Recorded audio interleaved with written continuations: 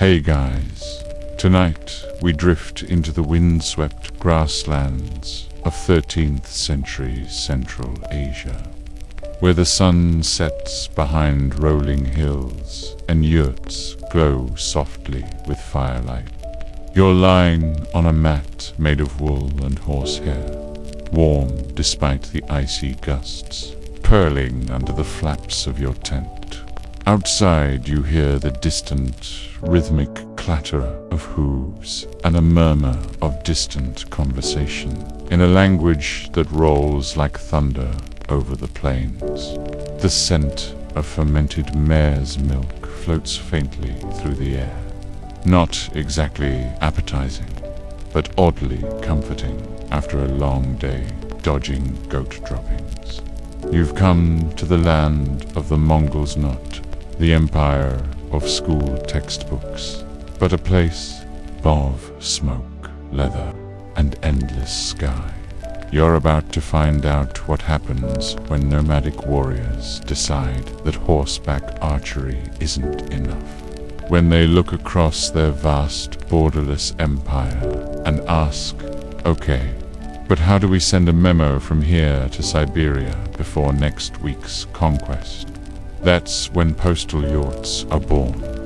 Now, before you get comfortable, take a moment to like the video and subscribe, but only if you genuinely enjoy what I do here.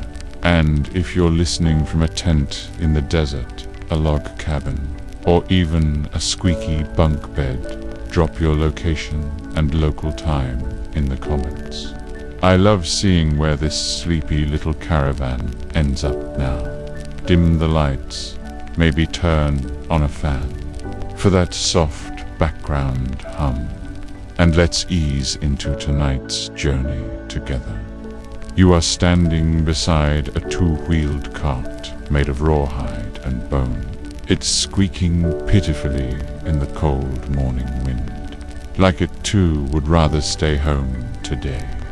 Beside you, a wool-clad herder squints at the horizon, muttering about cloud shapes and camel moons. The grass stretches on in every direction, rippling in silver-green waves. This isn't farmland or forest or even a path. It's just ... space. Welcome to the steppe. Mongolia, the home turf of the largest land empire ever assembled, is not exactly famous for its furniture. Nomadic life here doesn't allow for frills. You pack what you can carry, and what you can carry must fit on a horse, or possibly a very unhappy yak. Still, what the Mongols lacked in fancy mansions, they made up for with yurts, round tents that pop up like collapsible cakes. You step into one now, ducking under the felt flap, and are met with warmth and the soft creak of ropes pulled taut against the wind. Inside, everything smells like smoke, sheep and leather. It's not glamorous, but it's sturdy. Mongol families could tear down and pack up an entire yurt in under an hour faster than most people today can assemble a barbecue grill. The circular shape helped the wind pass around them smoothly, and the central fire pit gave everyone equal access to warmth, tea, and occasional smoke inhalation. Children chase goats just outside. Someone's playing a two-stringed horsehead fiddle, and a grandmother is yelling about someone not airing out the fermented curds. This, believe it or not, is peak Mongol domestic bliss. But step outside, and the vastness hits you again. The land is so open, it's almost disorienting, like living on the deck of a ship with no ocean. If a message had to get from your camp to another yurt, 400 miles away maybe, a love confession, maybe an order to move the herd, couldn't exactly hitch a ride with the wind. Shouting really loudly wouldn't help, and good luck attaching a note to a pigeon out here. Besides, the pigeons were probably eaten last winter, so messages had to travel the old-fashioned way, by human, on horseback, across terrain that laughed at maps. And before long, this created a problem so persistent, so annoying, that even the warlords started to notice. Sending information in the 1200s was a huge pain in the saddle. Enter Genghis Khan. You're not meeting him just yet, but let's say his shadow is already long on the land. His ambitions weren't just military. He understood that controlling territory meant controlling communication. If you can't tell your generals where to go, or when to come back, or where to find the spare arrows, well, you're not really an emperor. You're just a guy yelling into the wind with good cheekbones. So, in the quiet before the storm of conquest, the need for something better, faster, more organized, and less likely to result in lost Gotswas taking shape. But no one had quite figured out what it was yet. Out in the distance, a rider gallops past. You catch only a glimpse, a red sash, a long bow, the flash of a polished metal tablet swinging from his belt. He doesn't stop, he doesn't wave. He's part of something you haven't seen yet, but you will soon.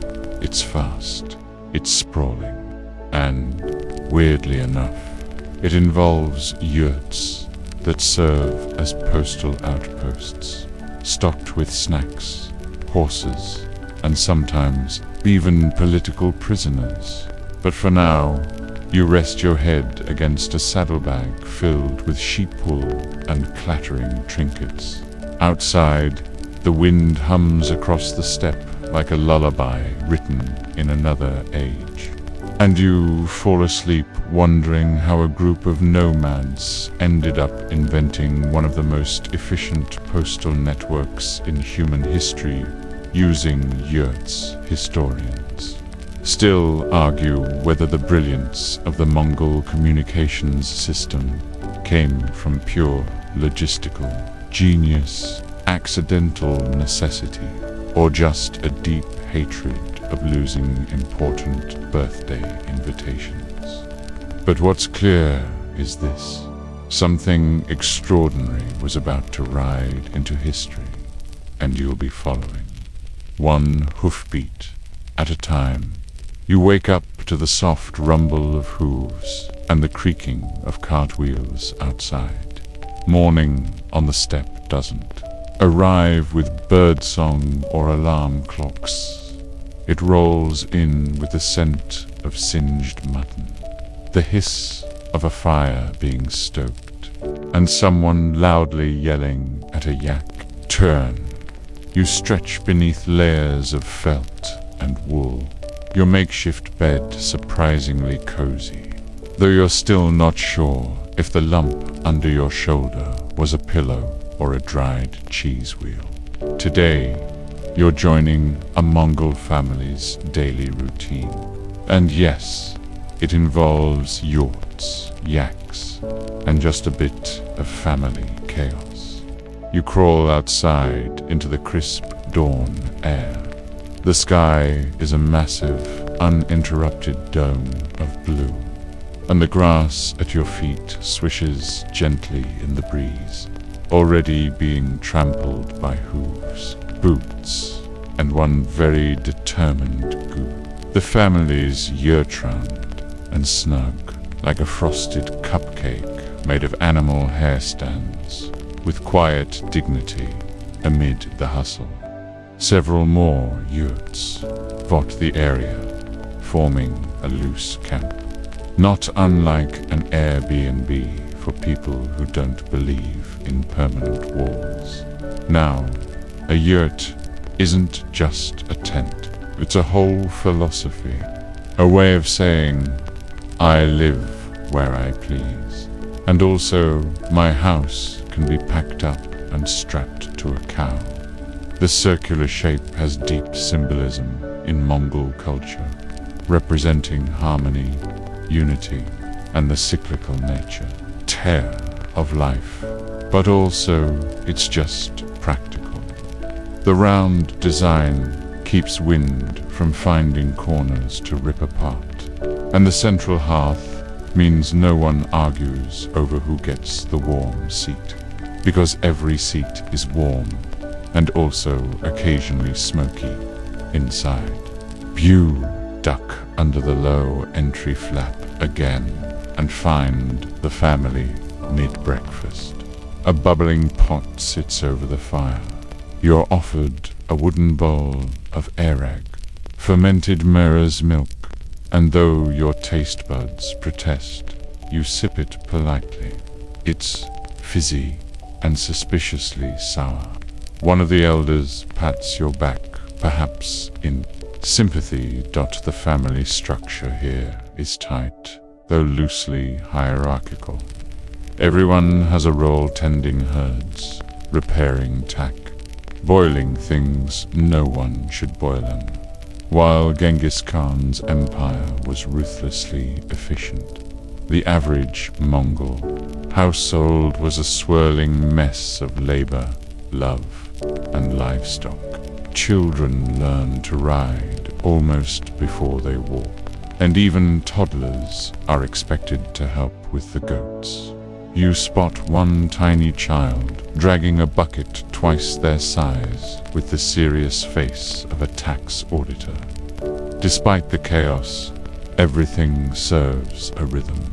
Migrate with the seasons, keep the herds alive, and don't let your yurt blow away in a storm. Mobility is life.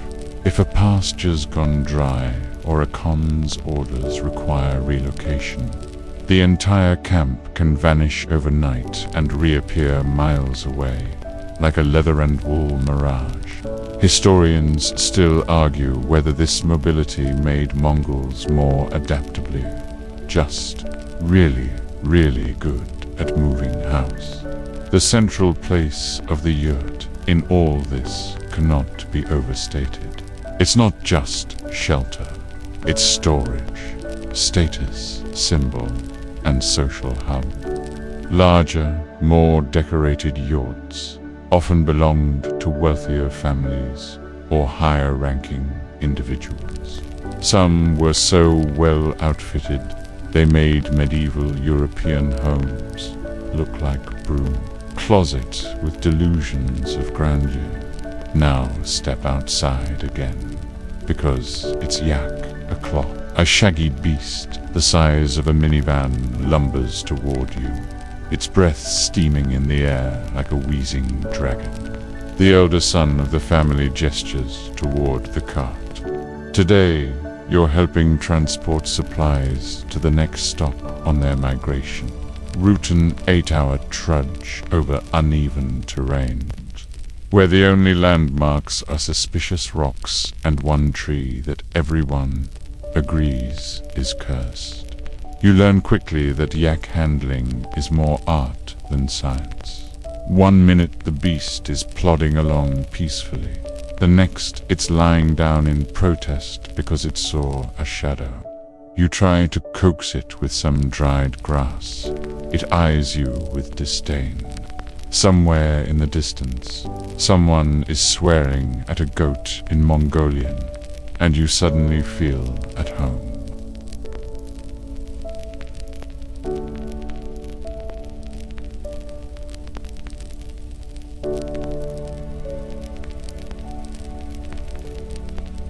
Midway through the journey, you rest.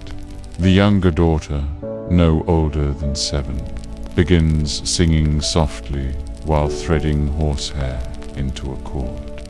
Her voice floats through the air like mist. It's beautiful, eerie, and oddly soothing. She's making a rope that will eventually be used in the next yurt setup. Reminder that everything here, no matter how chaotic, connects back to the center. Always the yurt. Now, here's your quirky fact of the day. Some Mongol yurts had built-in chimneys made from fish skin. Yes, fish. Dried, tough, semi-transparent fish skin sewn into a flexible vent flap that let out smoke but kept the rain out. So next time someone brags about their eco-friendly glamping dome, just nod and whisper, "Did it have a fish chimney, though?" As you pack up the temporary camp, you begin to understand the genius of Mongol life, the fluidity, the efficiency, the strange mix of tender family moments and extreme ruggedness. Everyone pulls their weight, everyone moves when it's time, and no one forgets which way the wind blows. Because if you set your yurt up with the door facing west, you're basically inviting in misery and bad spirits. Back at the main camp by nightfall, you sip more tea with the consistency of soup and the taste of regret, and rest your sore legs. Above, the stars wheel across the sky in a dizzying display. You're beginning to feel the rhythm of it, all the way this nomadic culture dances. With the land, not against it. No cities, no palaces, no borders. Just yurts, yaks, and a family who once mailed a roast duck across to provinces using a very confused courier. And soon, thanks to Genghis Khan's big ideas and a few hundred horsemen with the stamina of caffeinated mountain goats, that family chaos would become the backbone of an emplit communication network, one yurt at a time. You're rubbing your sore thighs as you squat beside the yurt's fire pit, your bowl of salty broth cooling in your hands, your body's cut still vibrating from yesterday's yak-ride-from-hell, and your knees feel like they've been personally insulted by the Mongolian landscape. But you're not the only one dealing with discomfort tonight. Somewhere to the west, beneath the same stars, a man named Temujin, whom the world would soon know as Genghis Khanis, also restless. He's staring across an empire not yet conquered, thinking less about glory and more about logistics. You see, it's easy to dream of domination when you're on horseback with the wind in your hair. It's a lot harder when you realize you have no idea how to get a message from Samarkand to Karakoram before your enemies change their mind. And so, the idea forms. It's small at first, like a spark in a pile of wool, but it grows. What if there were a way to move information as swiftly as armies? What if your messengers could fly well? Not literally, because the Mongols weren't wizards, but fast, enough to feel like magic. You imagine yourself standing beside Genghis Khan now. He's not the movie villain you might expect. He doesn't wear a skull crown or ride a bear. He's stocky, weathered, with sharp eyes that flicker like the edge. He doesn't speak much, but when he does, it carries the weight of an entire nation. His camp is like a traveling court yurt, larger and grander than most, filled with smoke, tension, and the smell of boiled mutton. One of his men kneels beside a fire and unrolls a scroller list of chieftains, rebellions, alliances, and, annoyingly, weather patterns. Genghis's brow furrows. He needs to coordinate a campaign across hundreds of miles of open land, His generals ride with loyalty, but no Wi-Fi. How do you manage a war without reliable communications? Now, here's the first real spark of postal inspiration. You're there when it happens, well, spiritually. A courier rides into camp after days on the steppe, gaunt and near frozen. He's delivered a message from the Western Front, where someone's livestock uprising, yes, apparently goats can revolt, has gotten out of hand. The messenger collapses beside the fire, and everyone listens as the scroll is read aloud. Genghis frowns not because of the goats, but because the message arrived too late. By the time it reached him, half the herd was already eaten by bandits, or wolves, possibly both. Either way, it was unacceptable. And that, dear listener, is the moment something changes. You can practically see the gears turning in Genghis Khan's head. He needs a system, a network, a way to make information move faster than a hungry army. He calls it the Yamno, not the vegetable. It's short for crew, the Mongol relay post system that would change everything. You picture Genghis laying, bit out like a general setting up a game board, along every major route in the empire. He wants relay stations, simple camps with spare horses, supplies, food, and someone whose entire job is to wait for a messenger to ride in, swap horses, and ride out again.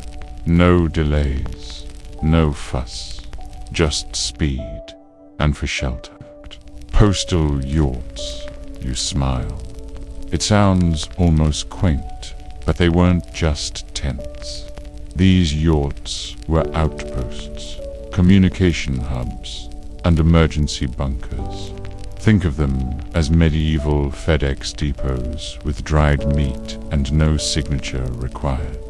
Here's your quirky historical tidbit. Some messengers carried nothing but a small carved tablet, known as a pazanon, official passport-like badge from the Khan himself. With one of these, a courier could demand fresh horses, food, and safe passage anywhere. If someone refused, the Khan didn't send a reminder email. He sent an army. Still, historians argue whether the original concept of the crew came purely from Genghis Khan's genius, or whether it was influenced by earlier Silk Road courier routes, like the Persian Angarium or Chinese postal chains. Either way, what the Mongols built was faster, scarier, and much more likely to arrive with a pony that bites.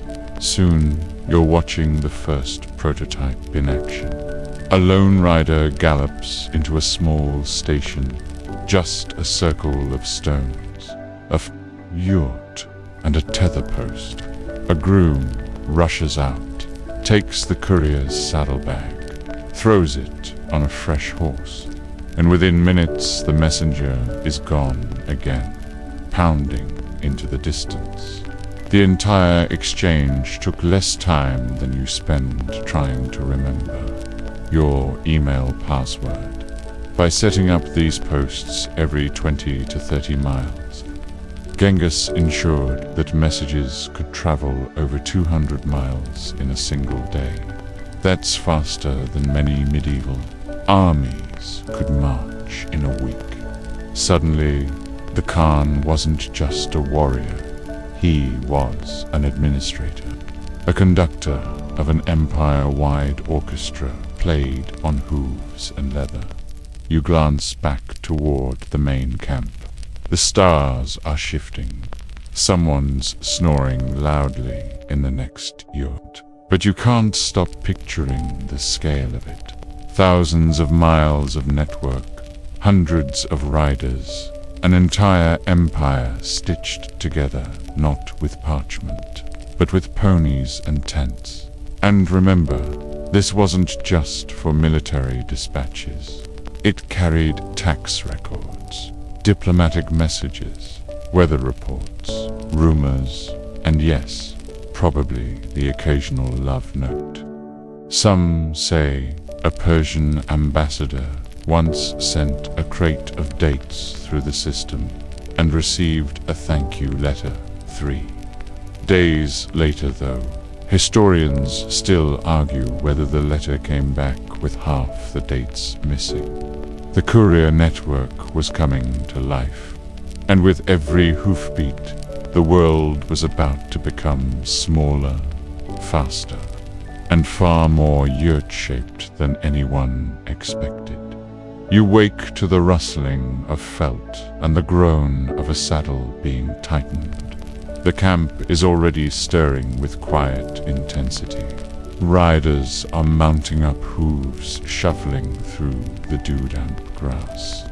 One of them adjusts the long sash around his waist, tucks in a leather pouch, and checks a tiny wooden plaque that gleams in the morning light. Pisa, the passport of the Mongol postal elite. You're riding along today not as a full courier, thankfully, but close enough to smell the urgency. The air is crisp and open, the sky still drowsy with mist. The rider next to you leans forward, taps his horse, and within seconds, you're galloping over the plains, wind tearing at your sleeves, and eyes watering from the chill. Your job is simple: observe. But as you clutch the saddle horn like a city dweller on their first roller coaster, you realize there's nothing simple about this. These messengers part of the mighty Yama elite for a reason. They navigate without maps, eat on the run, and change horses like it's a relay race with dire consequences. You pass a post station within an hour. It's barely more than a circle of trampled grass. A tether post, a tiny yurt, and 2 sleepy grooms who leap into action as you approach. The rider barely slows. A new horse is ready, saddled, restless, puffing steam. Within moments, the courier leaps onto it and is gone again. It's like witnessing the world's most aggressive drive-through minus fries plus frostbite. This post, like hundreds of others, is a node in one of history's most efficient communication webs. By the network of postal yurts, each a waypoint, stocked with food, water, fresh horses, and often a nervous teenager in charge band, thousands of miles across the empire. From the Black Sea to the Pacific, messages shot across the land at lightning speed. Well, medieval lightning speed. Still faster than most governments process a building permit. Inside the post yurt, you warm yourself beside a stove made from a recycled iron cooking pot. You're offered dried curds that resemble moon, rocks and taste like disappointment. There's a sleeping mat rolled up in the corner, a low table littered with wax tablets, and a skin pouch filled with ink. The young man, here barely old enough to grow a beard, explains with pride that he's stationed here for the season. His duty: keep the horses alive, the fire going, and the message flow unbroken. He shows you a bundle of emergency supplies, strips of dried meat, bundles of kindling, and a knife made from antler, just in case the next rider gets caught in snow. He says. You nod gravely, trying not to choke on the curd. Then there's the interesting detail. You notice near the door a small painted emblem of a falcon with outstretched wings. It's a mark of the Khan's authority, and beneath it is scratched a date lunar calendar style. This yurt has stood for months, weathering storms, providing refuge. It's not just a tent anymore. It's a monument to the empire's beating heart. Some of the larger stations had more than yurt. In well-traveled zones, they had fenced pens for dozens of horses, underground storage pits for grain and salt, and even bunkhouses for resting officials. These stations were critical along major east-west routes, Silk Road arteries made safer by the Mongols' fierce control. Trade flourished, silk flowed west, silver flowed east, and messages kept everything synchronized, like a great clock powered by oats and determination. Here's your quirky fact for the day.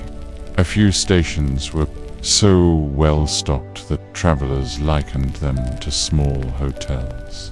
Marco Polo, who probably exaggerated just a little, as you do when writing for royalty, claimed that some post stations had 300 horses ready at all times.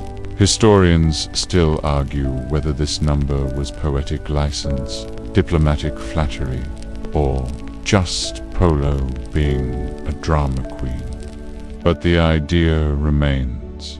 The Mongol yam wasn't just fasted, was luxurious by steppe standards. And not just for Mongols. Foreign dignitaries were often allowed to use the postal network, provided they carried the proper PSA. Diplomats, traders, and even spies zipped around the empire with unnerving speed, like emails with legs. It's one of the reasons the Mongol Empire, vast and culturally diverse, didn't dissolve under its own weight. Information moved faster than revolts could spread. Mostly, you remount for the next leg of the journey. Your thighs scream in protest. This time, the courier lets you ride at a slightly more forgiving pace. You pass over rocky ridges and through shallow rivers, where fish dart between your horse's legs like nature's ankle weights. The terrain shifts, trees appear. You're entering forested ground, and the yurt stations here have wooden frameworks beneath their felt winter adaptations. At the next post, you meet an older courier with a limp. He served in the army once, then joined the postal corps. Less stabbing, more sitting, he explains, wryly. He tells stories of a steaming broth of snowstorms so thick you could lose your horse 3 feet ahead, of wolves howling from distant ridgelines, of couriers who vanished and were never found. He jokes that the worst enemy wasn't the weather or the bandits, it was saddle sores. That night, inside the yurt, you're given a woolen mat and a boiled root vegetable you hope is edible. The fire crackles softly. You lie awake staring at the smoke curling toward the roof hole. The walls by are covered in painted felt, horses, symbols, swirling clouds. Each yurt is a story, portable, practical, and deeply personal. And it's within these humble, round rooms that the Mongol postal miracle thrives. Riders rest here. Orders pass through here. Empires run through these woolen veins, pulsing with the hooves of messengers, their carved paises catching moonlight. It's not glamorous, it's not clean, But it works, because when the world stretches wide and endless, sometimes the most powerful thing you can build is a place to stop for tea and a fresh horse. You blink awake in the faint blue before dawn, nestled under scratchy wool inside a yurt that smells faintly of smoke, leather, and last night's boiled root. Outside, the horses are already restless, snorting clouds into the cold air as their grooms ready them for another day's ride. You sit up, stretch your back with a creak, and shuffle outside just in time to see a rider mount up, this one dressed in heavier robes, his satchel painted with the symbol of the Great Khan. He's not just any courier. He's carrying something important. No one says what exactly. Could be military orders, a tax record, or instructions for grain storage in a province you've never heard of. Whatever it is, it's sealed, tight, and urgent. The rider gives a short whistle, and in a blink, he's off again, disappearing across the plain with the determination of a man who's either serving an empire, trying to outrun one. And so, you mount up too. Today, you're heading east, along one of the primary arteries of the Yam system. This route, once no more than goat trails and worn tracks, is now a polished lifeline. It's beaten smooth by thousands of hooves. You ride past rows of waymark pillars carved with directions, distances, sometimes graffiti from bored messengers. One reads, "Don't trust the stew at Station 47. You make a mental note. The route snakes through valleys and wide plains. But at times you pass groups of traders with rattling carts, their goods hidden under thick tarps. Silk, salt, books, spices. You're reminded that this isn't just about war or empire. It's about connection. The Yam doesn't only move orders, it moves culture, ideas, gossip even. According to a half-laughing postmaster you met yesterday, the network carried so many love letters between distant nobles that it practically ran on romantic delusion. And here's your historical fact for the day. At its height, the Mongol Yam system had over 1,400 relay stations and nearly 50,000 horses. That's not including the messengers, station workers, cooks, grooms, and general hangers-on. It was a sprawling operation, one of the largest logistical undertakings of the medieval world. You could send a message from the heart of Mongolia to the edges of Persia in under 2 weeks. Historians still argue whether Genghis Khan ever used it to prank his generals with false alarms. But you'd like to believe he had a sense of humor. That your next stop, you pause for a short break and a long drink of fermented mare's milk karag, the beverage of choice for travelers with strong stomachs and no better options.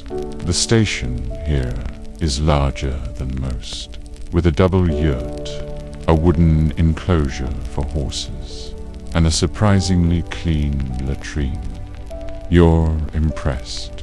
A man with a thick moustache introduces himself as Borte. He runs this station and insists you try his wife's dumplings. They're spicy, chewy, and a vast improvement over last night's root stew. Inside his yurt, Borte shows you his prized possessions.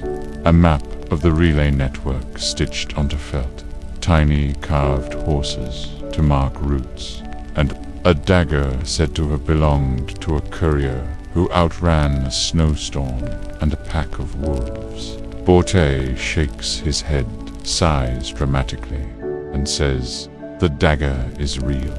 The wolves might be metaphorical." Then he laughs like someone who's definitely telling the truth. "Probably. There's a legend," Borte tells you, "of a courier who once rode for straight days without sleep, switching horses but never resting.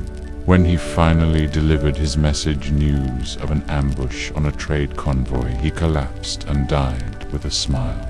Whether it's true or not, the stories painted on the side of the yurt in red and black, like a bedtime warning or a roadside tribute as you press on, the landscape changes again. Hills rise like slow waves. Trees cluster into tight forests. A storm brews on the horizon. You can see the gray curtain of rain sweeping the earth like a great silk sleeve. Your next station 27, you think is just beyond that ridge.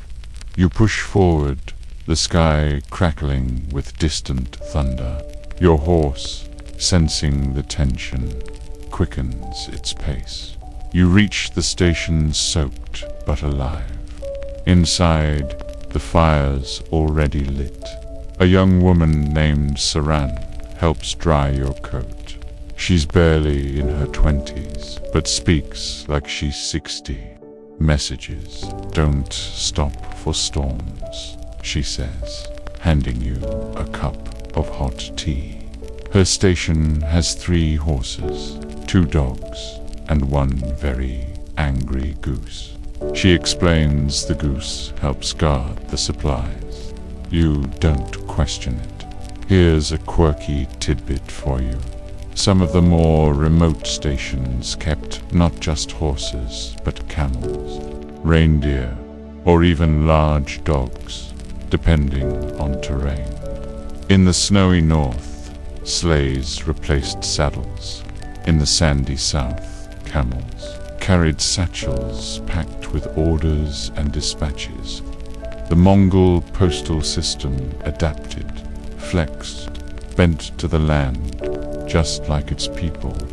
Outside, the rain turns to a fine drizzle. You step into the fading light, feeling oddly connected to the land, the horses, the yurts, even the angry goose. The empire may stretch wider than anything you've known, but it runs on tiny, determined links. 1 rider, 1 horse, 1 yurt, and when you mount up again, it's with a small but growing respect for the 1,000 tiny miracles that make a message move through space and time. Not just muscle and sweat, but trust, routine, and tea shared beside the fire. You ride on past whispering grass and pale twilight, knowing that across the empire, someone's waiting to receive what you carry.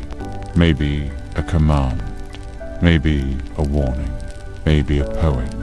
But it will get there because the Mongols have built more than roads. They've built a heartbeat into the land.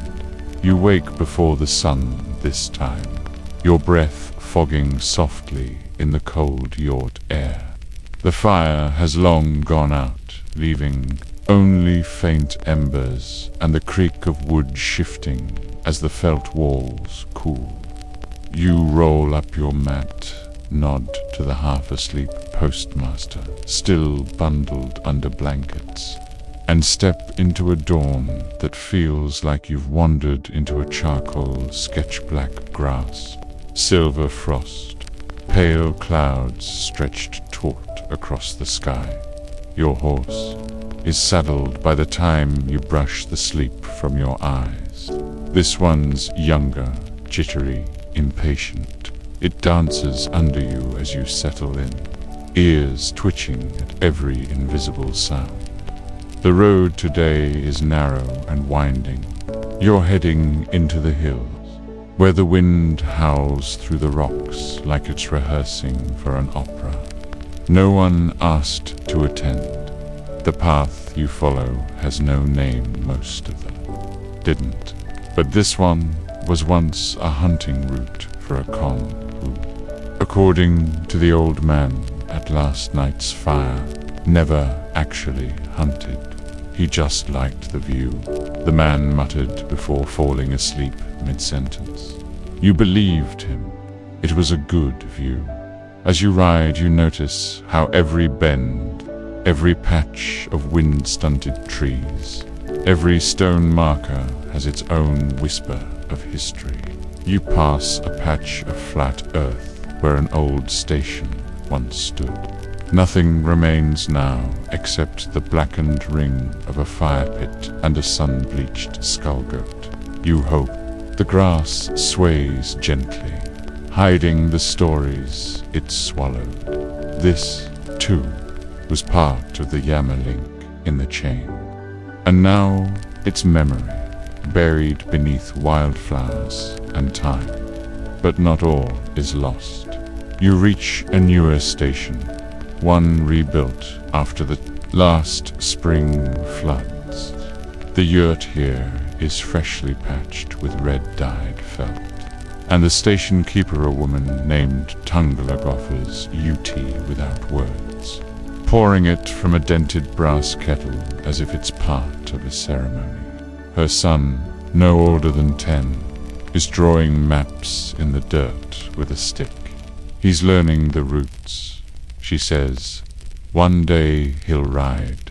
You sit beside the fire, listening to it pop and hiss, and you realize how much of this system depends not just on horses or orders, but people like Tunglag, ordinary, extraordinary people who memorize routes, weather patterns, and the subtle differences between a tired horse and a dying one. Your mainstream historical fact for today. The Mongol postal system was so efficient that even enemies respected it. When Persia fell to the Mongols, their leaders were astounded not just by the speed of the invasion, but by the astonishing coordination it required, made possible by the Yam. Orders traveled faster than uprisings could organize. Cities surrendered before their neighbors knew they'd been attacked. Historians still argue whether the system was originally conceived by Genghis Khan himself, or if he simply adapted and expanded a looser network of tribal communication. What's clear is that by the mid-1200s, it had become an engine of governance and warfare, unlike anything else in the world. You're riding on the bones of that innovation now, quite literally in some places. And here's your quirky tidbit. Some Mongol stations had coded bells to announce arriving messengers, not unlike a medieval doorbell really, except instead of delivering pizza, these couriers brought war decrees, trade updates, or marriage proposals. Imagine being woken up by a bell at 3 a.m., opening your yurt flap in your nightrobe, and getting handed a royal proclamation from a guy 1,500 miles away. Beats email spam, honestly. You mount up again as the wind picks up. This stretch is dangerous, Tunglag warns. Bandits once roamed here, still do, some say. But you ride anyway. The path narrows between boulders the size of oxen. You duck under low branches, startle a flock of birds from a frozen stream, and try not to think too hard about the broken arrow shafts embedded in a nearby tree. Then, just as the light begins to fade, you see it, a small post station tucked in the lee of a hill, smoke curling up from a low chimney. You're greeted by an older man with a missing tooth and a shirt stitched from at least 4 other shirts. He eyes you, then your horse, and nods in approval. "Good choice," he says. "Not many make it this far without limping. You don't limp, but your backside is considering filing a complaint." Inside the yurt, you find warmth, dried meat, and accompany 2 other couriers on their way to Karakoram. One of them is polishing a pazer carved from bone. "Rare now," he says, holding it up to the firelight. "Most are brass or iron. This one was my father's." The 3 of you trade stories late into the evening, voices low and rhythmic, blending with the crackling of the fire. You learn of routes that skirt frozen lakes, of a sandstorm that swallowed a horse whole, of an entire station that vanished during a particularly harsh winter. All they found was the bell rope. One of them whispers. You sip your tea and stare into the flames. It's here, in these quiet moments, that you understand what holds the Yam together. Not orders, not fear, not even loyalty to a Khan. It's the riders, the ones who keep going through fog and fire, past bandits and boredom. The ones who know that somewhere far ahead, a person is waiting for a message that only they can deliver. You roll yourself in your cloak, the smoke clinging to your hair, and let your eyes close. Outside, the wind has softened, curling around. Be yawed like a cat. The horses sleep. The fire dims, and the road ahead hums with the echo of hooves still to come. You're dreaming of hooves, hundreds of them, thundering across endless steppe when the faint clang of a bell yanks you awake. It's still dark, but the horizon is smudging with the first ghost of light. The older courier is already gone, his bedroll neatly folded by the fire. The other is tying a satchel to his saddle, bleary-eyed but humming some tune you've never heard, and immediately forget. You step outside and stretch. The air is thin here, high and crisp. Frost clings to the grass, glittering under the yawning sky. You saddle your horse, this one with a white blaze on its face, soft ears, and a look that says it might bite you just for fun. The kind of horse that wins races but demands an apology afterward. Typical. Today's leg is longer. You've got to make up for time lost to last night's detour through the hills. You ride with purpose, tracing the path through narrow canyons where wind whistles. Louder than birds, the ridges rise on either side like sleeping giants, their shadows swallowing you whole. The terrain is harsher now. Rocky switchbacks, thin, frayed trails. You pass the skeletal remains of a wagonette's wheel cracked, its contents long gone. A cautionary tale, maybe, or just bad luck. You adjust your grip on the reins, lean forward, and keep going. Now's as good a time as any to slip in a mainstream historical fact. Each relay station on the Yam was typically about 25 to 40 kilometers apart. That's how far a horse could run at speed before needing rest or replacement. This spacing wasn't random. It was calculated, engineered, tested. Riders like you could swap mounts in minutes, never even dismounting fully. Some messengers ran full-day relays across multiple stations. sometimes covering over 200 kilometers in a single day.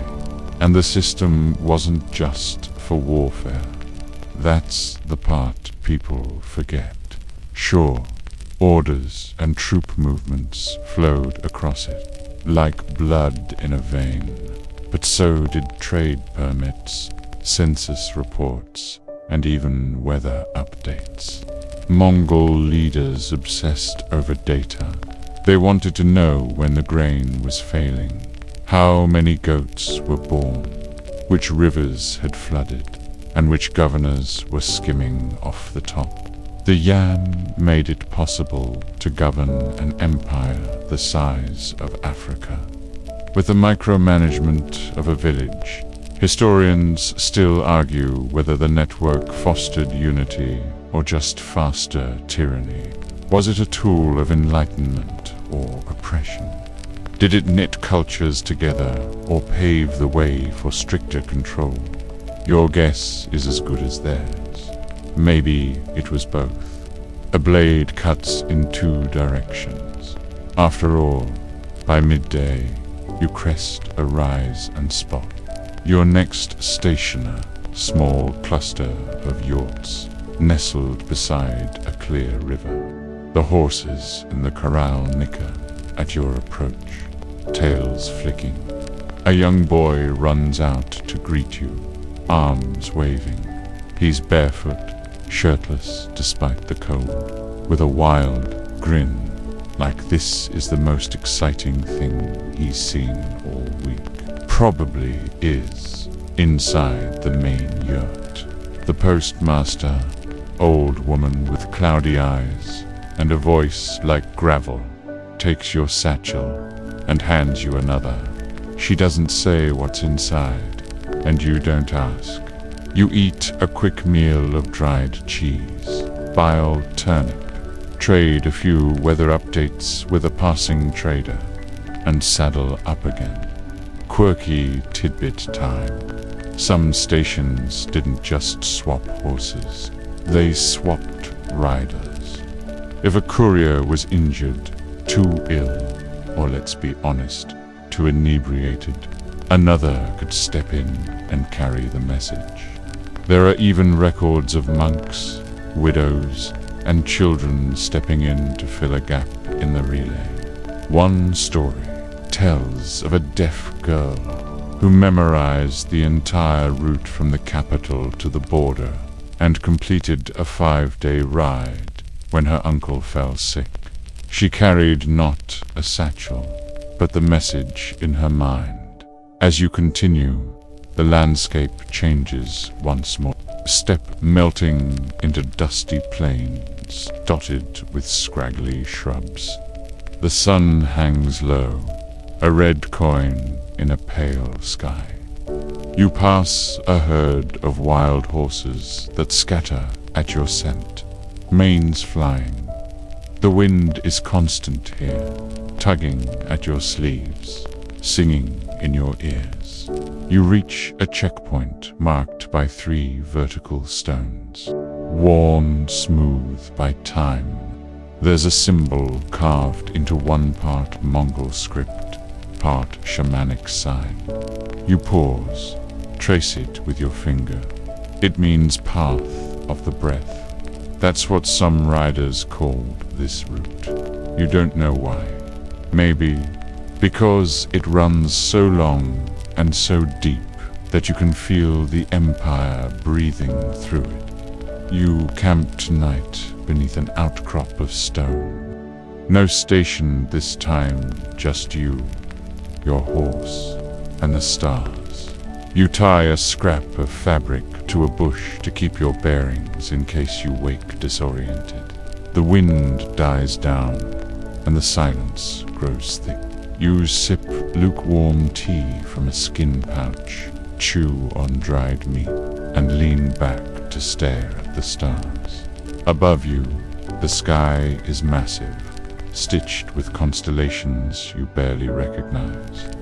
The same stars that guided 100,000 riders before you do, and will guide 100,000 more.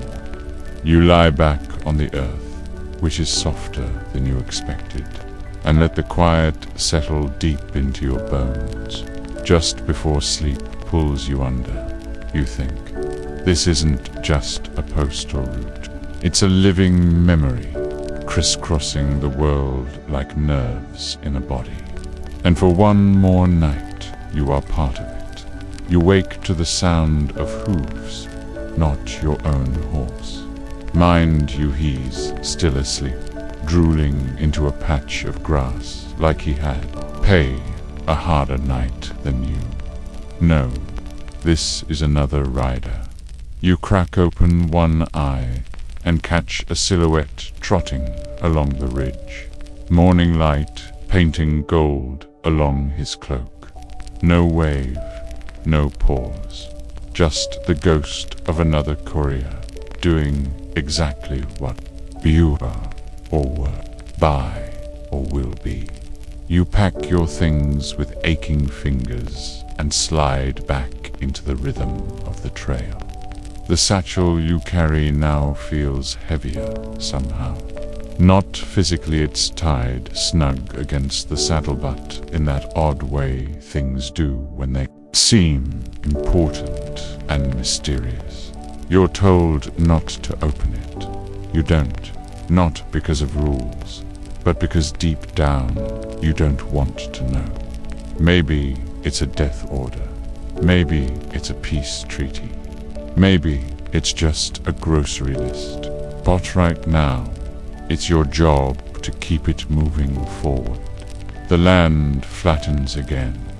You've left the rock and cliffs behind. Ahead is open country, endless steppe, so wide and unbroken that it looks like the sky just decided to lie down for a bit. You ride toward the horizon, even though you'll never reach it. No one ever does. Time for today's mainstream historical fact. The Mongol yam system extended over 20,000 miles. Think about that.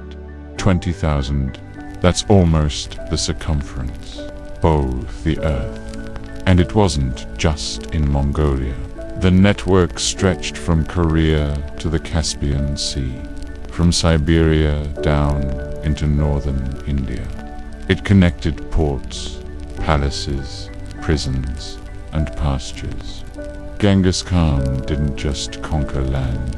He wove it together with invisible thread. Of course, invisible thread needs anchors. And that's what these yurts, these stations, these fire pits in the dust were. The knots that held everything in place. There's a station ahead, but not like the others. This one's bigger, an actual outpost rather than just a yurt.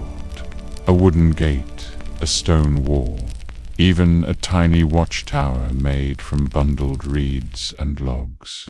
Inside, you find a small troop of guards playing some game with stones and carved goat bones. One of them offers you a slab of salted fish and a place to sit. You accept both without a word. The officer in charge wears armor lamella, patched, practical. He looks you over and frowns slightly. To clean, he mutters, then waves you toward the back. Apparently, looking exhausted is your passport here. You swap your horse for a lean, long-legged bay. This one looks at you like it knows you're not worthy. You try not to take it personally. The officer hands you a second satchel thin, tied with green twine. Special delivery, he says, smirking. You don't ask.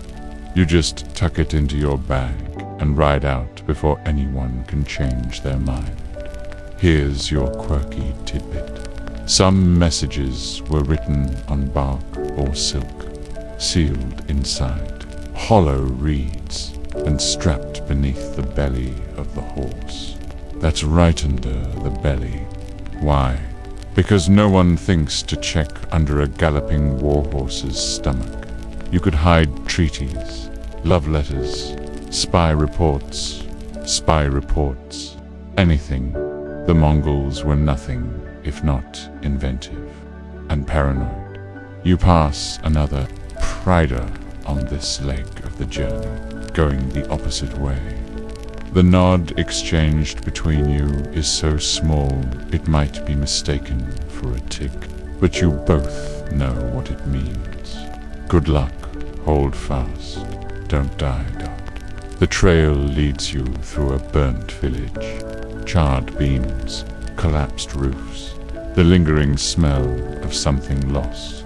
No bodies, thankfully, but the silence is the loudest thing you've heard in days. You ride faster. Historians still argue whether these outposts were purely for communication, or if they doubled as instruments of controllerly surveillance hubs in woolen disguise. Some say they were precursors to the modern spy network. Others argue they were neutral zones, respected even by enemies, much like temples or trade markets. The truth is probably both, as usual. That's the thing about systems built by conquerors. They're efficient, but never innocent. As the sun begins its slow descent, you climb a slope that looks deceptively gentle until your horse starts wheezing and you're wishing you hadn't eaten that extra chunk of fish. At the summit, you stop not because you need to, but because the view demands it. Below lies a vast valley, threaded with rivers that shine like mercury in the fading light. There's a station at the far end, just a dot from here. That's your next stop, that you sit in the saddle and let the wind brush against your cheeks. For a moment, you imagine the entire empire as a body, and you, a blood cell racing through its vein, essential, invisible, always moving, and this valley, maybe the heart or a lung, some place that breathes. You reach the station just as night slips its fingers over the sky. This one's busy 5 riders already here, 2 heading out, 3 horses being brushed down by lantern light. There's laughter inside the main yurt, the warm, rough kind that only comes from people who've survived something ridiculous and shared. Stew afterward. You step in and feel the heat immediately, wrapping around you like an old friend. Someone hands you a bowl. You don't ask what's in it. You eat. You're too tired to care. After, you sit by the fire, boots off, legs stretched, listening to the others' trade tales. One swears he outran a tiger. Another says he slept through a blizzard in a dead camel's stomach. You believe neither, but the rhythm of their voices soothes you anyway. And then someone passes around a carved flute. The notes drift up into the smoke curling toward the yurt's dark ceiling, soft and strange. Music on the step is like wind through bone haunting, hollow, holy. You close your eyes, still holding your satchel, still wrapped in the dust of the road. This is what the yam really was, not just a system of delivery, but a river of people, each ripple touching the next, each footfall part of something vast and strange and necessary. You sleep with your head on your bag. The messages keep moving in dreams. You wake with a start. Someone's laughing low hoarse, and utterly unbothered by the hour. Cool, you blink into the dim yurt and see one of the couriers, an older man with half an eyebrow and a scar that snakes from his chin to his collarbone, cackling over his own dream. Still wrapped in a woolen blanket, like some kind of ancient burrito, that fires mostly embers now, pulsing in the ash like sleepy eyes. You quietly gather your things, brush the worst of the sleep from your limbs, and step outside. The air bites. The stars are just beginning to fade into that dusty purple. That means dawn isn't far behind. You saddle your latest steeder chestnut, put with shaggy fetlocks and a wide, suspicious eye, and slip onto the trail before the others even stir. This morning's ride is gentler. The land dips and rolls, soft hills that make your horse's hooves sound muffled, like you're galloping over tightly packed wool. The sky turns peach, your breath mists, and you feel well, not relaxed exactly, but steadier. The kind of quiet that comes from routine. Let's dip into our mainstream. Historical moment. The Mongol yam network didn't just benefit couriers and generals, it changed trade forever. Merchants from China to the Black Sea began using parts of the postal system to move goods, letters of credit, even early forms of insurance. It helped create what we now romanticize as the Silk Road. But really, it was more like the silk grid, layered with relay points, checkpoints, and passport controls known as Pesa. Those metal plates that certified your right to ride, eat, and swap horses. You have one of those Nauj, just a small one, bronze, etched with Genghis Khan's symbol and slightly bent at the edge. When you flash it at stations, they don't ask questions. They give you oats, blankets, horses, soup. You are, for lack of a better word, a mailman with perks. A weird tidbit for today. Some stations raised trained falcons not for hunting, but to deliver tiny scrolls tied to their legs between hardware locations. Yeah, Mongol pigeon mail, but with claws. There's even a half-believed account of a falcon that flew from Samarkand to a camp near Karakoram in 3 days, delivering a poem. A poem. Historians debate whether it really happened or was just the result of a particularly wine-soaked evening in a Persian court, but hey, nice image. You cross paths with another caravan around mid-morning. This one's big. Camels, carts. An old man with blue tattoos across his cheeks, who offers you candied almonds from a sack. You thank him. He grins, toothless, and slaps his knee. The caravan winds behind you, jangling with bells and the scent of spice. As you ride, you see remnants of old outposts, just the bones. Now, broke a wheel, a post still sunk into the ground, shreds of cloth fluttering from a bush.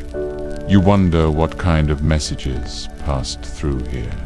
Did a courier die in this very spot, clutching a letter that could have changed someone's fate?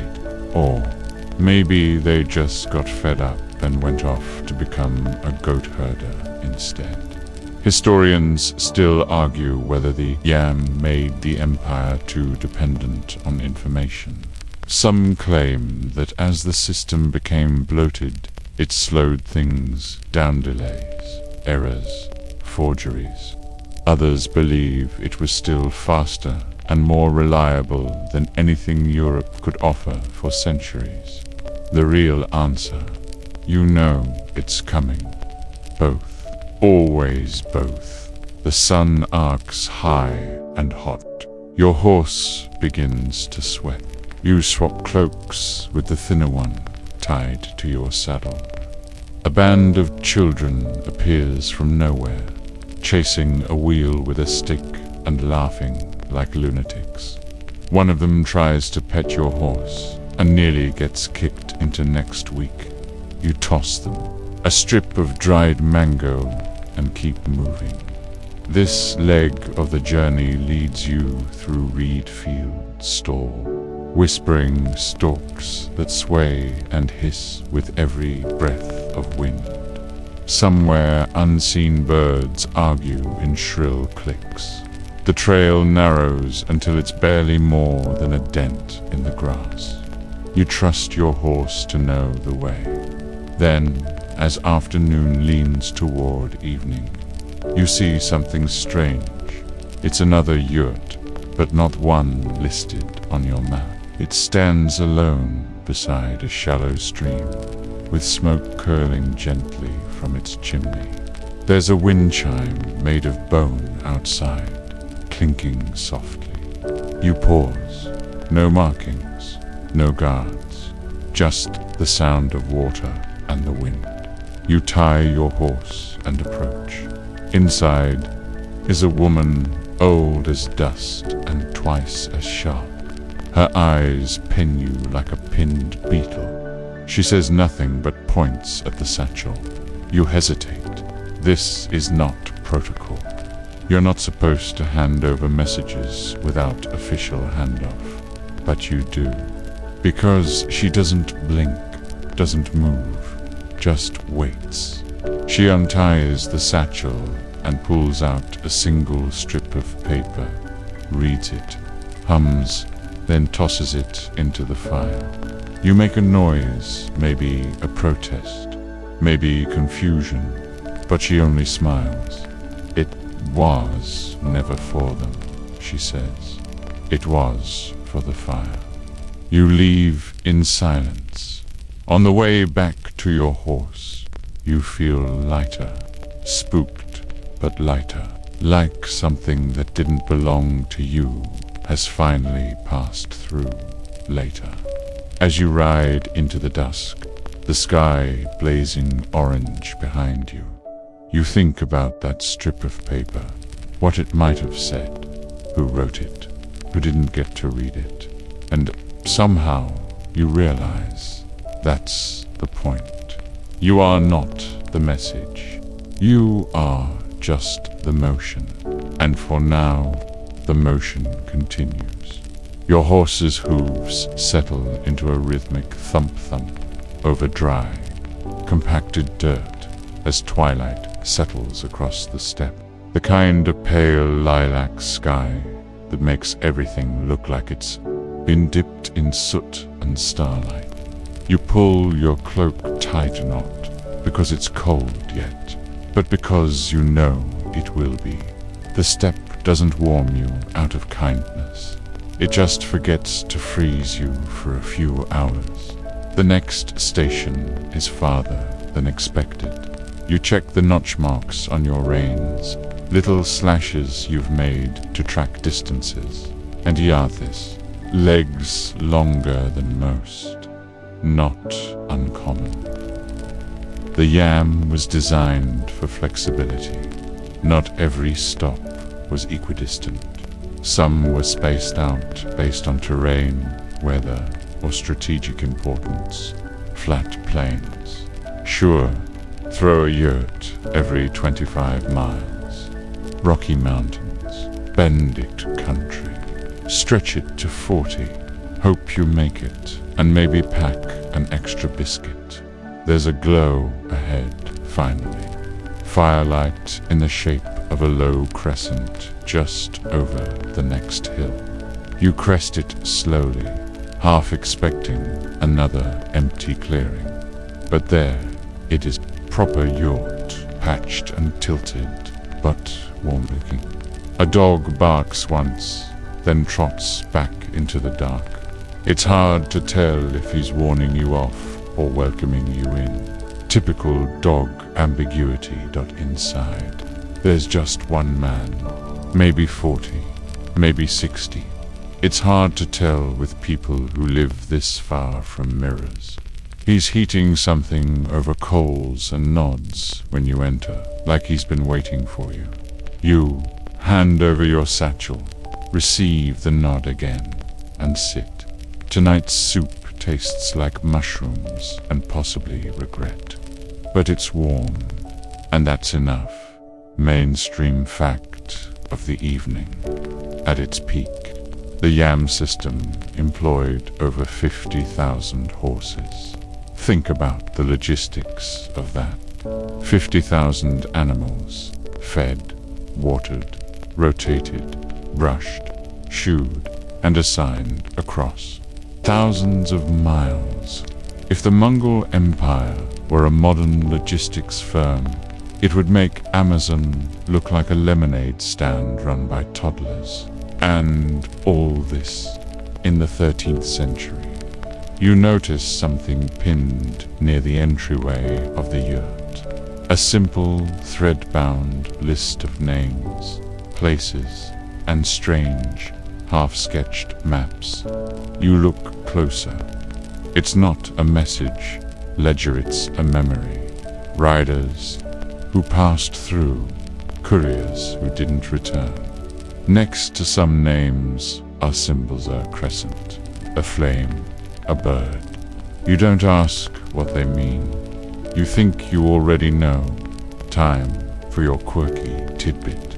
Mongol couriers were trained to sleep in the saddle. That's right sleep. Not deep, dream-laced sleep, but a kind of half-conscious doze, where the body rocks with the horse and the mind floats just below awareness. Some say they tied themselves to the saddle horn. Others claim they just developed the skill from sheer repetition. Either way, imagine dozing through the dark, guided only by the instincts of a tired horse, with a better sense of direction than you'll ever have. Outside the yurt, wind moans against the canvas. You nestle into a fur-lined corner and close your eyes. Your muscles hum, not sore, exactly, just used. Like old rope, you sleep quickly.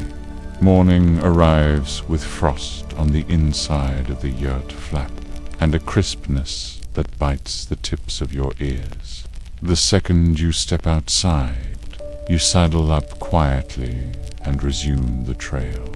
Now weaving through low hills, the kind of place where visibility drops and echoes play tricks.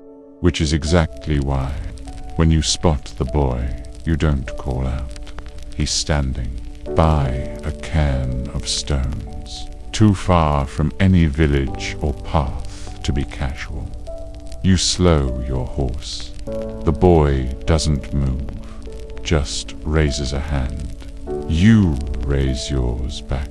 Then, just like that, he turns and disappears behind the hill. You urge your horse forward carefully. But when you reach the spot, there's no one there, just the stones.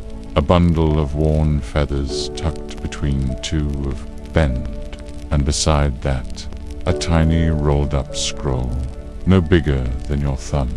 It's not addressed to anyone.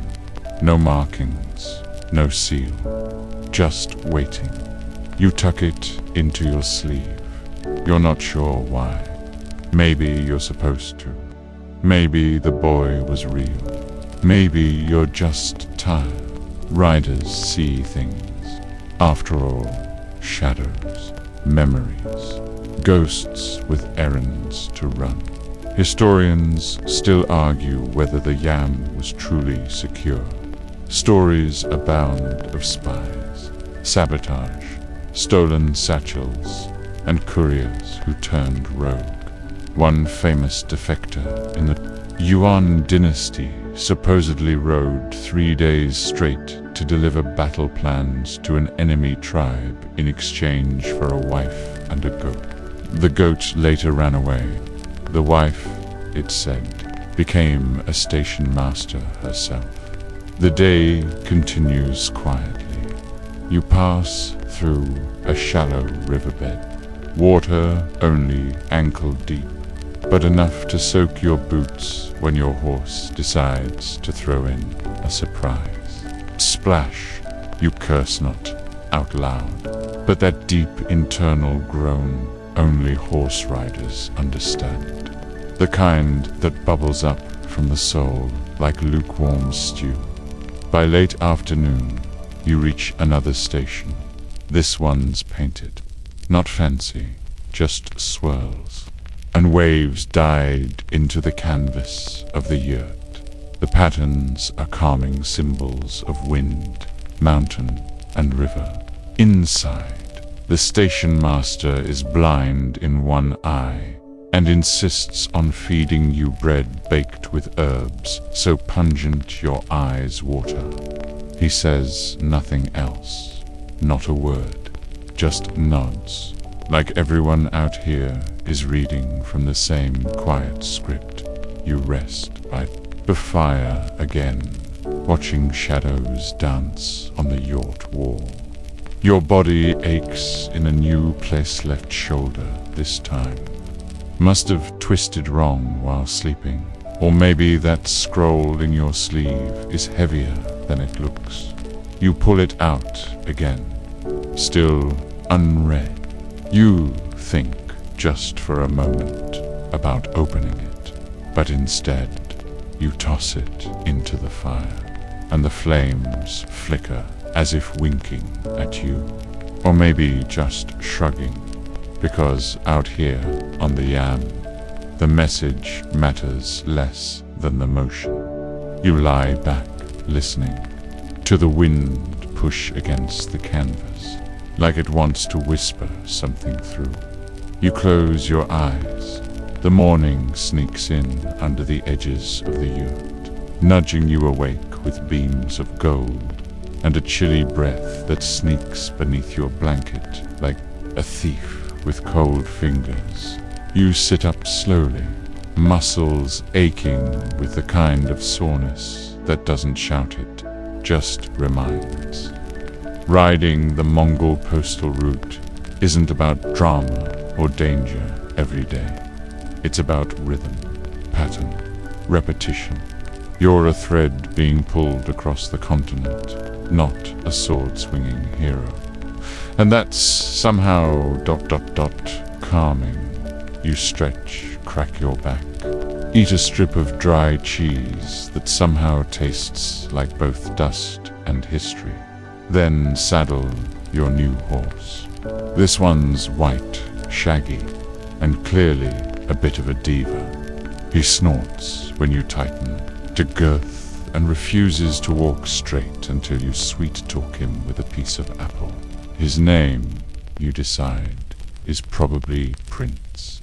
Today's ride begins with marshland, spongy, reed-filled ground that turns your pace into a slow, careful slog. Every few minutes, a bird shrieks from the brush like it's just discovered taxes. You squelch through, boots damp again. Spirits only slightly dampened. Mainstream historical nugget for the day. Though the Yam was famously swift, it wasn't always about speed. Sometimes it was about redundancy. Messages were duplicated and sent via multiple riders on different routes to make sure at least one arrived. You were part of a system that believed in backups, which means your bad days didn't doom the mildly annoyed someone several yurts down the line. A comforting thought, really. You pass a small group of traders resting beside a shallow pond. They wave lazily, chewing on hard bread and watching their camels argue about something only camels care about. One of them calls out, "Anything from Karakoram."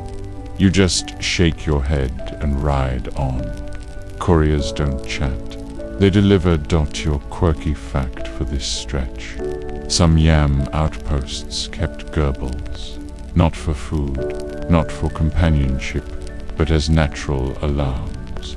Apparently, these little critters got antsy when strangers approached, especially at night.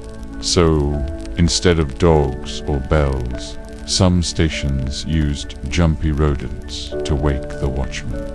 Mongolian prairie surveillance, courtesy of Mother Nature. By noon, you reach an open plain so wide it feels like you're riding through the bottom of an empty bowl. No trees, no rocks, just wind and grass, and the constant hum of your horse's breath. This is where you notice it. The silence is wrong. You pause. Look around. Nothing, but you feel watched. Historians still argue whether Mongol couriers were ever targeted by bandits. Some sources say they were protected by fear. After all, harming a royal courier meant Genghis-level consequences.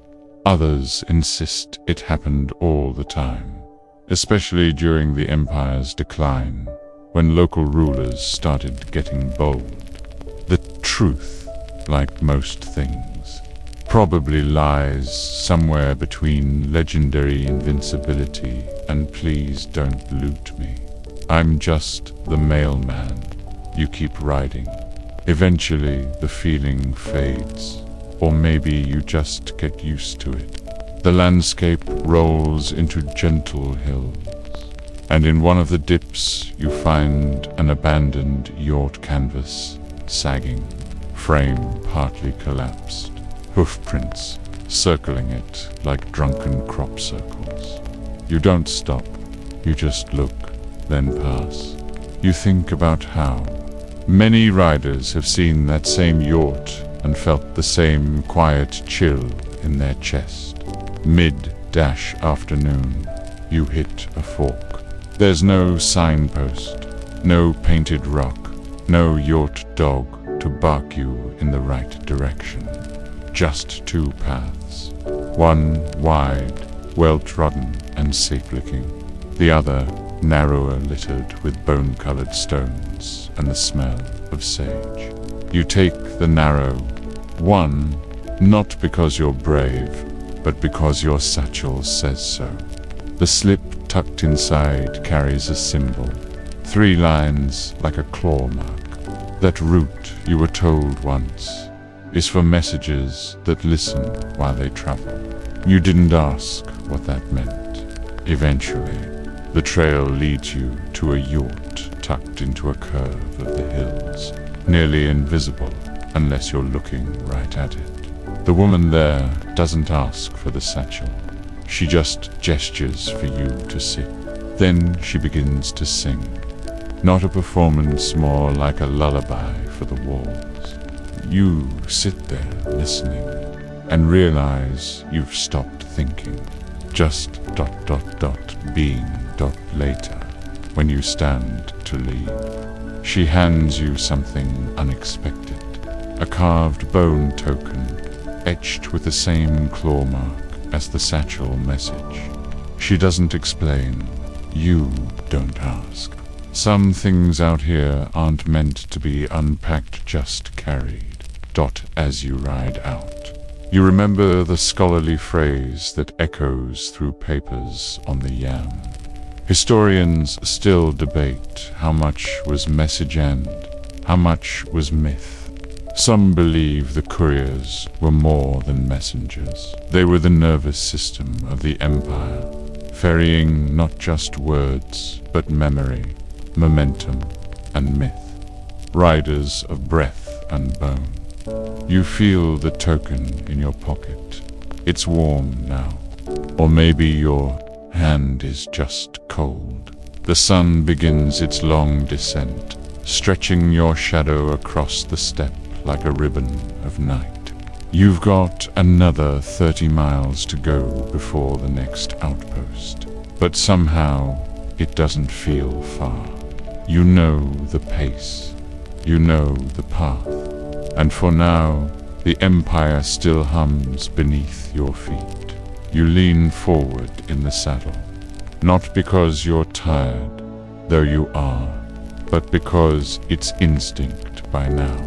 After days, weeks, maybe months on the yam, your body molds to the horse like a second saddlebag. You no longer ride so much as exist on horseback. Your thoughts move with your steps. Your breaths fall in rhythm with hooves. It's as if your limbs forgot they were ever separate from the animal beneath you. The wind picks up as you ride north. Not a cold wind, not yet. Just that persistent whispering breeze that loves to test your scarf and find that one unbuttoned fold in your coat. You pull it tighter, the wool rough against your chin, and glance at the horizon.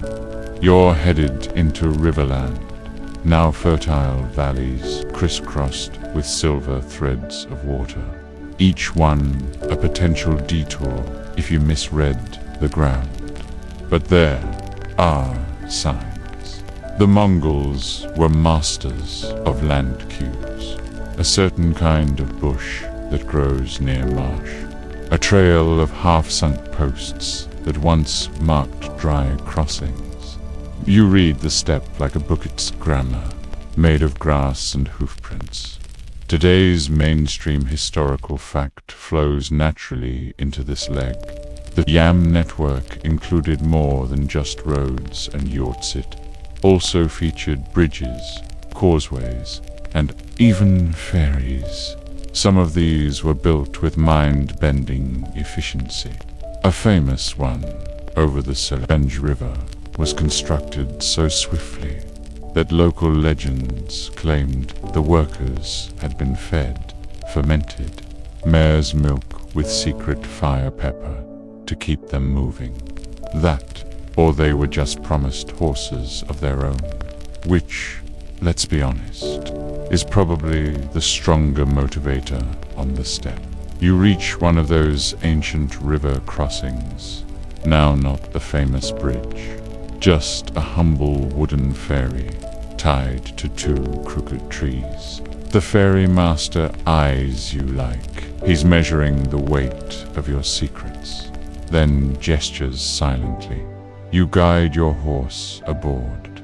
The planks groan, water sloshes. The crossing begins. He doesn't say a word, just spits once into the water, then sits. You sit too.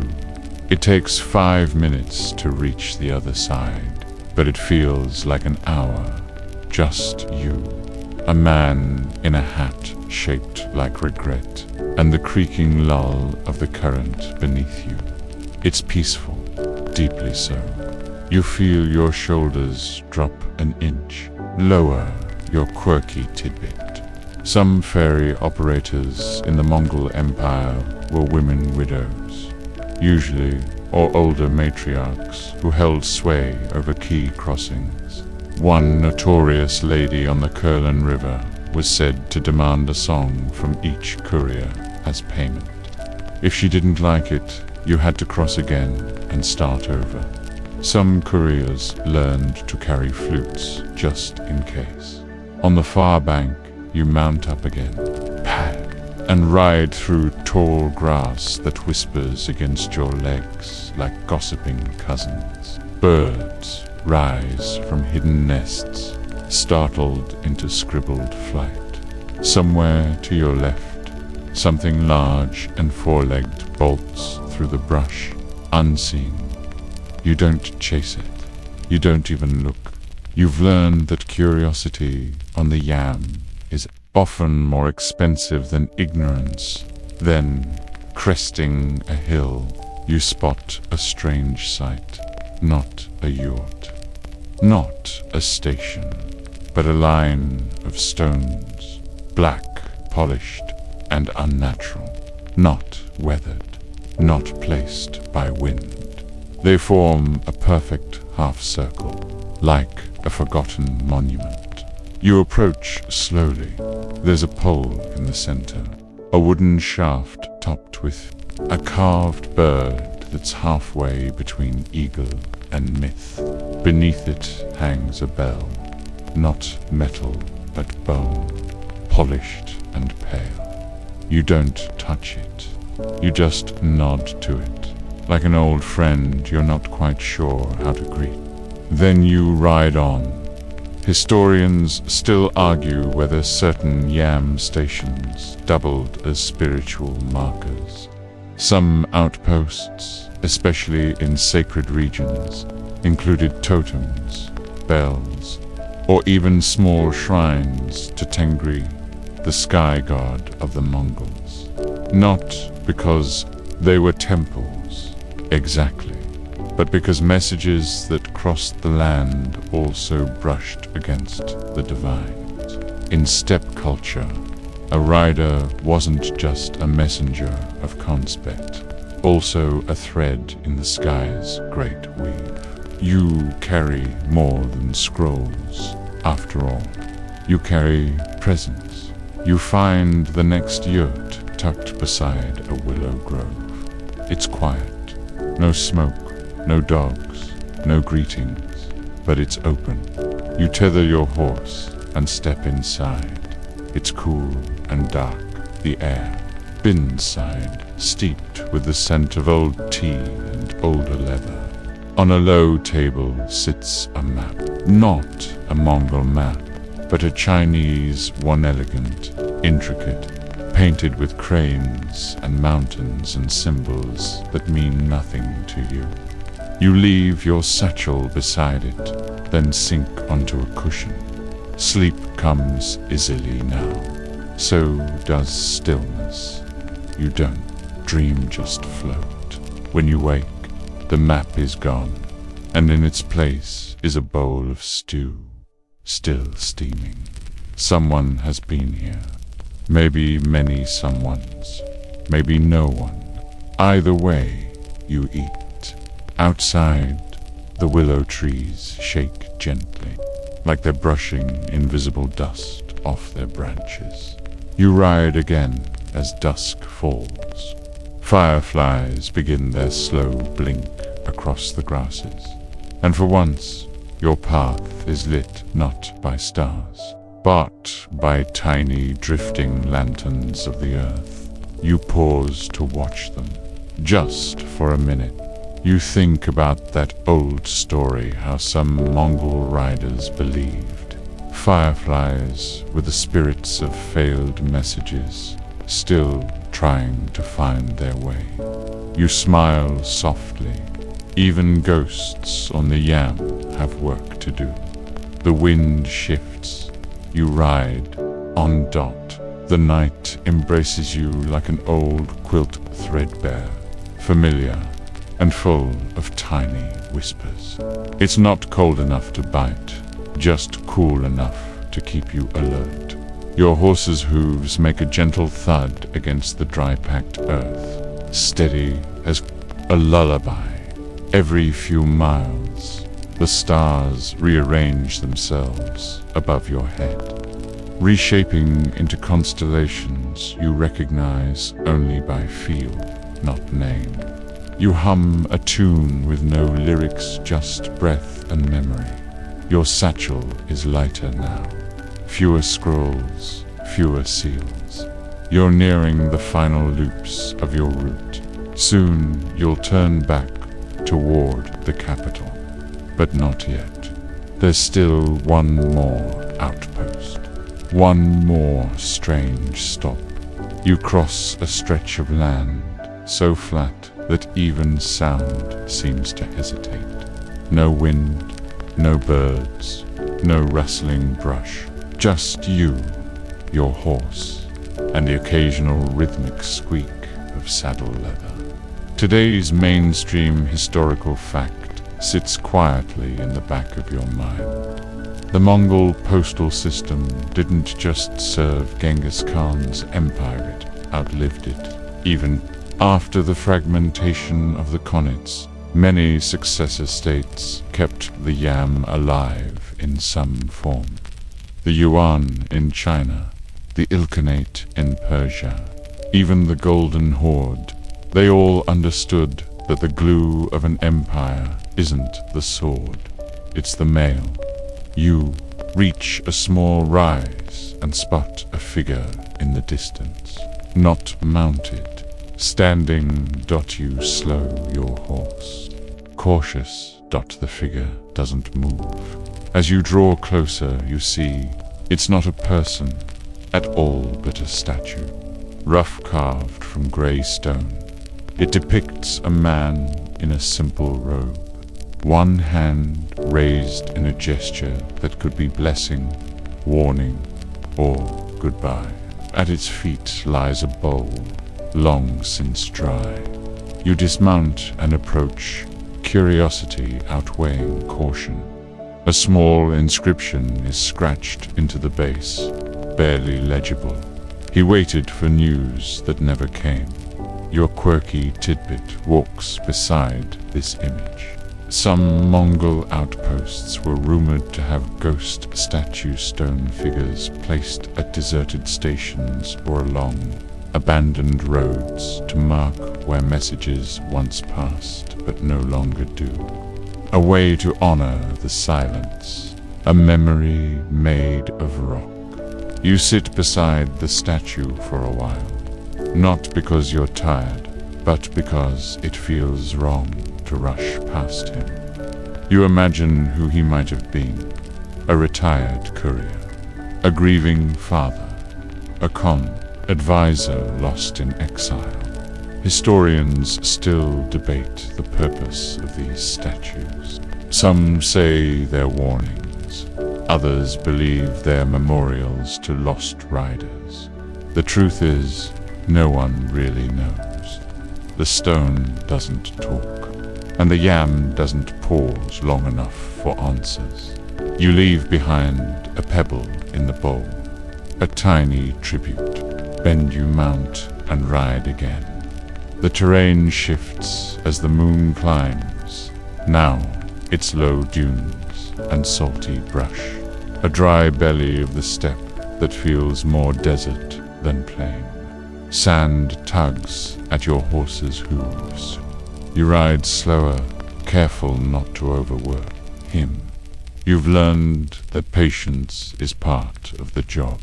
If you rush and your mount falls, it's not just your speed that breaks, it's your map, your mission, your place in the story. At midnight, you arrive at the strangest outpost yet. It's not a yurt, it's a tower, stone, round and squat, like a teapot left to cool in the sand. A rope dangles beside a brass bell that looks like it hasn't rung since the sky was young. You pull it gently. The sound is low, softless like a chime, and more like a sigh. A door opens. A man steps out. He's short, wrinkled like old leather, and wrapped in furs too thick for this climate. He doesn't speak, he just gestures inside. The interior is cool and smells of parchment. Not goatskin, not ink, just age. Scrolls line the walls. Pigeon feathers litter the corners. A map of rivers and stars hangs from the ceiling like a curtain. You hand him a scroll. He unrolls it, reads silently, nods once. Then he gives you something unexpected. A feather black, glossy, curved, like a question mark. You accept it with a shrug. Another mystery for the saddlebag. Outside, again, you take a deep breath. The air tastes of something electric, like a storm from another country. You ride away, and behind you, the tower fades into shadow. That feather, later, you'll learn it's from a Kulina wild Mongolian ass, rare and fast and fiercely untamable. It's said that only a handful ever let humans near. Riders who carried their feathers were believed to be blessed with wind-footed speed. You tuck it into your belt, and suddenly your horse seems lighter. Or maybe your spirit is. You travel the rest of the night with that lightness, past dry ravines, over soft hills, beneath a sky so wide it could swallow thought. You feel small, but in the best way, a humble stitch in a vast quilt of movement and message. As dawn edges in, the horizon glows pink dot, and somewhere behind you, far across the land, the bell tolls once more. Morning doesn't so much arrive as stretch slowly across the sky, like someone waking up in stages first. A yawn of grey, then a stretch of peach, and finally a spill of honeyed gold across the steppe. You rub your eyes and flex your fingers around the reins, like a yurt fire on cold wood. Your horse gives a slow exhale, and you both move forward, dust rising behind you like faded memories. You've been on the yam for weeks now, maybe months. Time gets slippery out here, but your route is nearing its close.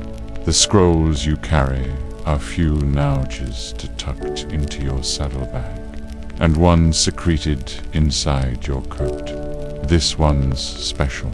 It's sealed with blue wax, bearing the mark of a lesser calm.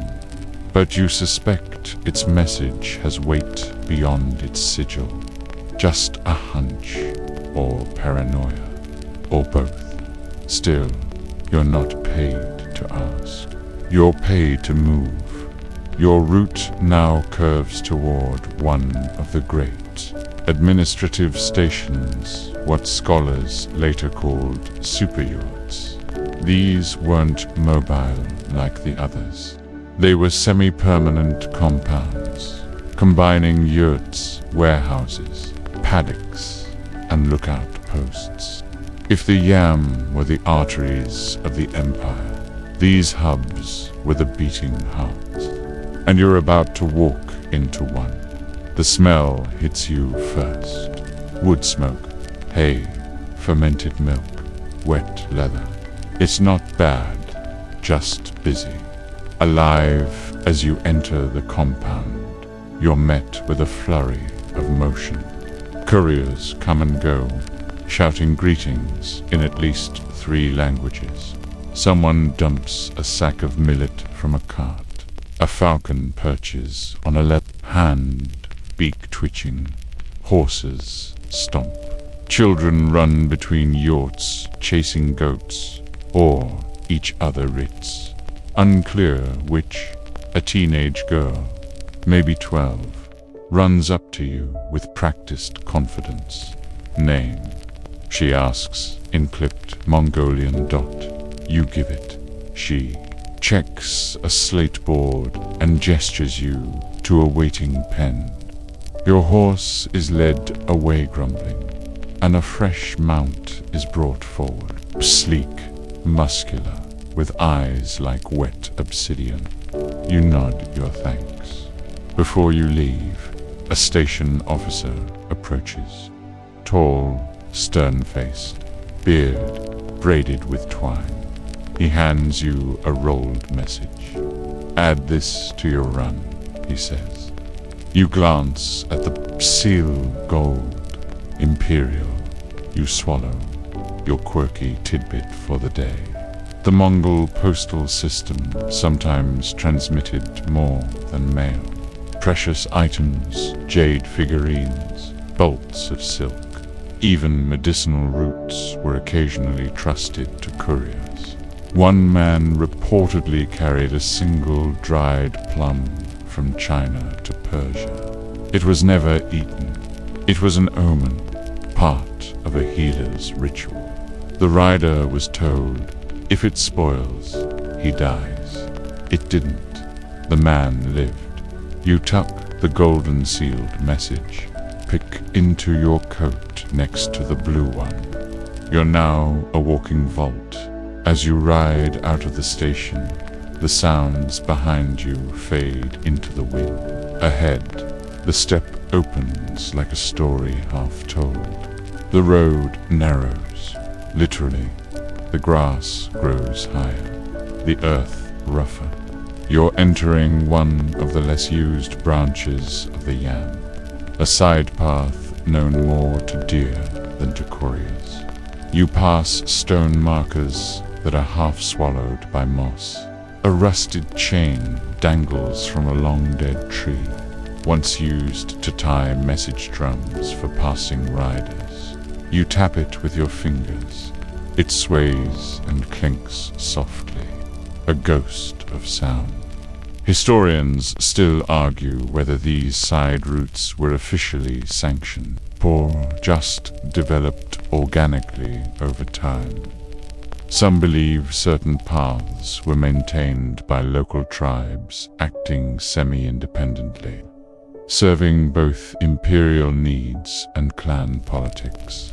Others argue that nothing on the Yam was accidentally every curve. Every outpost, every echo of hoofbeat was designed with brutal intent. Either way, you're here now, and it's quiet, too quiet. You begin to suspect you're being watched. It starts with the sound of a bird not singing, but stopping. That sudden absence of song dot. Then a shift of wind. Then a figure on the ridge. Not a soldier, not a courier, just a man, wrapped in dusty robes, unmoving. You ride on eyes alert. Then another figure, and another. None approach, none wave, just watchers, witnesses. You begin to wonder if you've crossed into someone else's territory. Not in a military sense, more like crossing into a dream that doesn't want to be disturbed. You reach a clearing. There's a yurt there, but it's ... wrong. Lopsided, slanted, like it collapsed and was dragged upright again. The felt is faded, the smoke hole patched with cloth that flutters like a flag no one salutes anymore. You dismount, step forward. Inside, the air is still. You leave the golden scroll on the table, per the markings scratched into the frame. You don't wait for anyone. You don't want to. Your spine itches. You return to your horse, swing up and ride behind. You, the figures vanish. You don't look back. The sky darkens again, not storm, just dusk. You find a safe hollow in the hills and build a fire. Not large, just enough to warm your hands. You eat dried meat, sip from a water skin, watch the flames dot, and for the first time, you let yourself wonder what that golden seal carried. Orders, a warning, a name. It doesn't matter. You're just the messenger. You lean back, hat pulled low, stars returning overhead. Your horse snoozes beside you, twitching, slightly dreaming, maybe, of open plains or better oats. Sleep comes softly by morning. The wind has changed. It whistles low across the steppe like a song you used to know. Not urgent, not mournful, just present. You stir beneath your wool blanket and blink at a sky so pale it could be mistaken for fog. Your fire has gone to ash, and your horse is already awake, nibbling at the dry grass like nothing ever haunts the earth. You stretch and feel every mile you've ridden in your bones. They protest a little, but not too much. You're close now. Just a few more hours until the central dispatch, where you'll hand over your last message and maybe get a warm bath and a fresh saddle blanket. Maybe not. The yam isn't about comfort. It's about continuity. As you saddle up, you remember something your first trainer told you. A good courier isn't fast. A good courier doesn't die. Cheery fellow, probably buried under a cairn somewhere, west of Karakoram. You ride out with the quiet confidence of someone who's almost done but refuses to rush the ending. Soon, the dirt gives way to packed gravel, then to a wooden path lined with poles marked in ink stations of the empire. Each pole a name, each name a promise. You spot smoke first, then tents, then walls. This is it, the main hub, the heartbeat of the route. You pass under a gate carved with twin wolf symbols of the sky and the earth. Inside, it's all bustle. Riders handing off scrolls, officials shouting in multiple dialects, children running errands, goats doing goat things. The yam is not just a mail service. It's an ecosystem. You dismount and hand off your horse to a stable boy who eyes your saddlebag with mild curiosity. You nod at him and he disappears. Inside the dispatch yurt, it's warm and dim. Paper rustles. A scribe coughs. A pot of something vaguely soupy bubbles in the corner. You unbutton your coat and present the last two scrolls, the blue and the golden. The clerk raises an eyebrow at the seals, but says nothing. He logs them, stores them, then offers you a cup of fermented mare's milk. You accept. It's tart. It's awful. It's tradition. You don't ask what happens next to those messages. You don't want to know. Your job is done. For now, your quirky tidbit for today. The Mongols didn't just use human couriers. They also relied heavily on falcons and pigeons. In some regions, specially trained birds could travel between mountain camps faster than any rider. One story claims a pigeon once delivered a message just as an ambush was forming, giving defenders a full 30 minutes warning. The attack failed. The pigeon was given a name and a mate. You walk out into the late afternoon, free of scrolls. For the first time in weeks, you feel weightless. But weightlessness is a tricky thing. You overhear someone behind you mention a new route opening east. Dangerous terrain, lots of river crossings, fewer stations, higher pay. You don't say yes, but you don't say no either. Historians still debate the exact number of miles the yam covered. Some estimates say over 50,000 miles of interlinked paths, more than double the width of the United States. Others argue the real number is unknowable because new branches were added so frequently, often by locals who never received imperial sanction. Either way, it was the largest postal network the world had ever seen, and it ran not on magic or machines, but on riders like you. As the sun sinks lower, you wander out of the camp to the edge of a small hill. Below, the land spreads out like a rolled scroll, roads like veins, hills like calligraphy, the sky like blank parchment waiting to be filled. You take a deep breath It smells like dust and possibility. The wind picks up again, curling round your ears with the softness of a lullaby.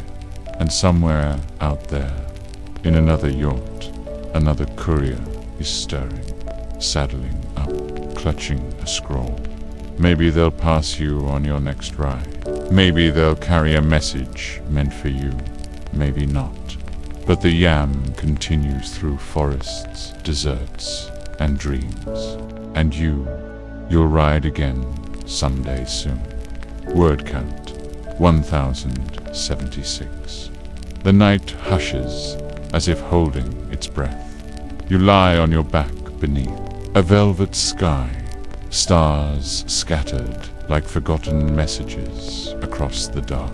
The wind has settled to a whisper, brushing softly against your face and ruffling your coat like an old friend tucking you in. Your journey across the yam, from snow-bitten mountains to sun-warmed plains, through towers, yurts, and silent watchers, has left your spirit gently tired. The kind of tired that doesn't ache, just releases. Muscles loosen, eyes grow heavier. The world fades at the edges. Somewhere in the distance, a horse nickers, a kettle clinks, a yurt's felt flap rustles faintly. The weight of scrolls is gone. The echo of hoofbeats is quiet. There's nothing left to deliver. No more roads to memorize. No seals to guard. Just you and the step and the sound of your breath. Slow and even. Let the imagery dissolve now. Let the stone statues turn to mist. The towers fold into the dusk. The voices of dispatchers melt into silence. You've done your part. The empire will carry on its whisper chain of messages with or without you. But tonight, the message is rest. You did enough. You are enough. Let that carry you into sleep, light and unburdened. Close your eyes, breathe deep, bide and dream of riding, of wide skies, of maps that draw themselves as you travel. Sweet dreams, courier.